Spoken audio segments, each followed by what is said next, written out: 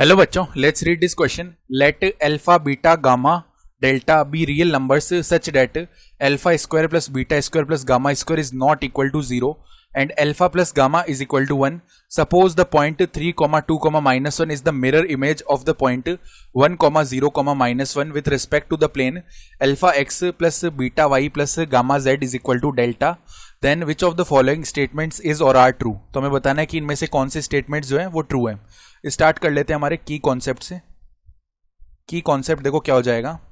हम जानते हैं इधर से कि जब भी देखो इस तरीके से लिखा हुआ है कि हम क्या बोल सकते हैं कि जो पॉइंट है इफ क्यू जिसके कोऑर्डिनेट्स हैं x, y, z is the mid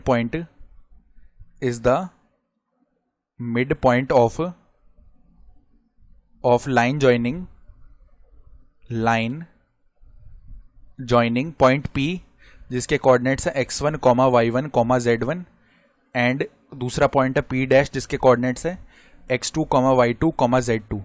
तो अगर हम यहाँ से x, y, z लिखना चाहते हैं वो देखो हमारे पास में क्या आ जाएगा x1 प्लस x2 अपॉन में 2, y1 प्लस y2 अपॉन में 2, z1 प्लस z2 अपॉन में 2.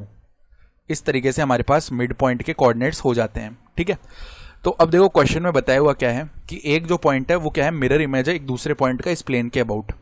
तो मान लो प्लेन तो कुछ इस तरीके से हो रहा होगा. ठीक है. या बना लेते हैं इसको कुछ ऐसे. ये हमारा प्लेन हो गया.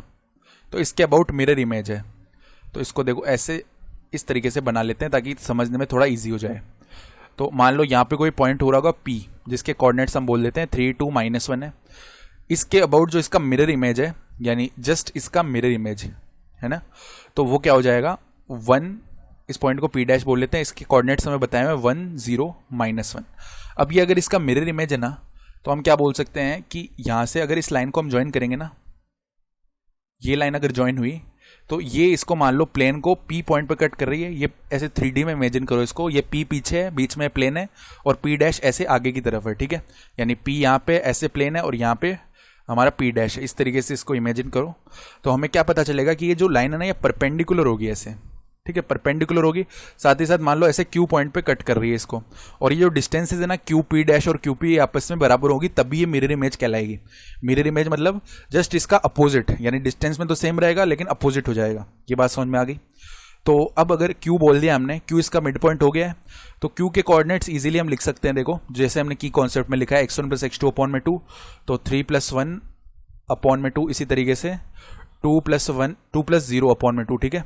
देन -1 अपॉन में 2 ये मिल गया, जिसकी वजह से क्या मिल जाएगा 4/2 यानी कि 2 हो जाएगा, 1 हो जाएगा और माइनस का 1 हो जाएगा.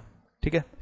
तो ये बन गया है हमारे पास में Q के कोऑर्डिनेट्स 2, 1, माइनस का 1. अब Q जो पॉइंट है ना इस प्लेन पे लाई कर रहा है. प्लेन की इक्वेशन हमें पता है जो कि दी हुई है क्वेश्चन में ही, alpha x plus beta y plus gamma z is equal to delta. Gamma z is equal to delta. तो अगर Q इस पे लाई कर रहा है, इसको P बोल देते हैं एक बार.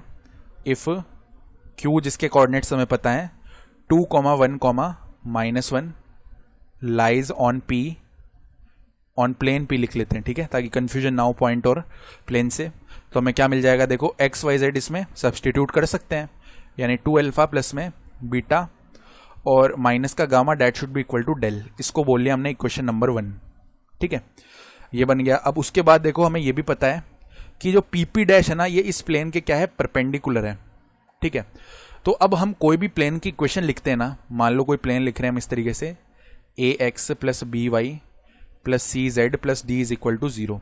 तो यहाँ पे जो a b c जो है ये कैसे आते हैं, a b c बेसिकली क्या है, एक वेक्टर है a i कैप प्लस में b j कैप प्लस में सी के कैप. ये वेक्टर जो है ना ये वेक्टर हमेशा इस प्लेन के परपेंडिकुलर आता है. तो उसी तरीके से क्या होगा अगर हम इस प्लेन की बात कर रहे हैं तो यहाँ पे कोई वेक्टर बनेगा अल्फा आई कैप प्लस बीटा जे कैप प्लस गामा के कैप. ये क्या होगा, परपेंडिकुलर होगा इस प्लेन के. ठीक है. और साथ ही साथ ये PP डैश भी परपेंडिकुलर है. इसका मतलब क्या है कि यहाँ पर अगर हम इस वेक्टर के जैसी डायरेक्शन रेशियो लिखें और पीपी डैश के डायरेक्शन रेशियो लिखें तो दोनों प्रोपोर्शनल होंगे, ठीक है, ये बोल सकते हैं। तो अगर दोनों प्रोपोर्शनल हो रहे हैं तो उस केस में हम क्या बोलते हैं, अल्फा अपॉन में x2 माइनस x1 करते हैं तो 1 माइनस 3, या क्या बोल लेते हैं 3 माइनस 1 बोल लेते हैं, ठीक है, 3 माइनस 1 ये किसके इक्वल होगा, यहाँ पे बीटा अपॉन में y2 माइनस y1 कर लो अब, यानी 2 minus 0 that should be equal to gamma upon में यहाँ पे क्या आएगा -1 माइनस का 1, और ये मान लो कोई कांस्टेंट लैम्डा के इक्वल है। तो अल्फा का वैल्यू मिल जाएगा 2 लैम्डा, बीटा का वैल्यू मिल जाएगा हमें 2 लैम्डा, गामा का वैल्यू में मिल जाएगा कितना, यहाँ पे देखो ये प्लस होगा ना कि माइनस, क्योंकि देखो Z2 माइनस Z1 करेंगे ना तो -1 माइनस में -1 आएगा तो यहाँ पे प्लस होगा ना कि माइनस, ठीक है। तो ये बेसिकली 0 बनेगा, 0 उस तरफ जाके इसको 0 बना देगा, यानी ये गामा का वैल्यू ऑलरेडी हमें 0 मिल गया है। ये बात समझ में आ गई। तो गामा का वैल्यू 0 है। अब हमें एक रिलेशन क्वेश्चन में दिया हुआ है कि जो वैल्यू है अल्फा प्लस गामा वो 1 है, तो अल्फा प्लस गामा अगर 1 है इसका मतलब है 2 लैम्डा प्लस 0 1 है, इसका मतलब लैम्डा का वैल्यू हो गया 1/2। लैम्डा का वैल्यू 1/2 है तो बीटा का वैल्यू क्या आएगा, 2 मल्टीप्लाई में 1/2 that is equal to 1। Alpha beta gamma, देखो ये अल्फा का लैम्डा का वैल्यू था और अल्फा का वैल्यू हम निकाल ही सकते हैं। अब अल्फा भी क्या आ जाएगा, सेम 1 आ जाएगा। अल्फा बीटा गामा तीनों का वैल्यू आ गया है, ये वैल्यूज उठा के इक्वेशन 1 में रख देते हैं। तो 2 मल्टीप्लाई में 1 देन प्लस में कितना आएगा 1 minus 0 that should be equal to delta, that means ये हो जाएगा डेल्टा का वैल्यू कितना आ गया 2 + 1 दैट इज इक्वल टू 3। अब चारों वैल्यूज आ चुके हैं अल्फा बीटा गामा डेल्टा। तो पहले ऑप्शन में देख लेते हैं, अल्फा प्लस बीटा पूछा है तो अल्फा प्लस बीटा देखो क्या होगा 1 + में 1 दैट इज इक्वल टू 2, और ऑप्शन में भी इधर 2 ही दिया हुआ है तो ऑप्शन ए सही है। फिर हमें बताया हुआ है डेल्टा माइनस गामा का वैल्यू, तो डेल्टा माइनस गामा निकाल लेते हैं, 3 माइनस में 0 दैट इज इक्वल टू 3, यानी ऑप्शन बी भी सही है। फिर बताया है डेल्टा प्लस बीटा का वैल्यू, तो डेल्टा प्लस बीटा निकाल लेते हैं, 3 + में 1 हो जाएगा दैट इज 4, इसका मतलब है ऑप्शन सी भी एब्सोल्युटली करेक्ट है। फिर बोला गया alpha plus beta plus gamma का वैल्यू, तो alpha plus beta plus gamma निकाल लेते हैं, हो जाएगा 1 + में 1 + में 0 दैट इज इक्वल टू 2। क्या ये डेल्टा के इक्वल आ रहा है, डेल्टा का वैल्यू तो 3 है that is not equal to delta, यानी ऑप्शन डी गलत हो गया, बाकी तीनों ऑप्शन ए बी सी सही है। I hope you understood this explanation, best of luck.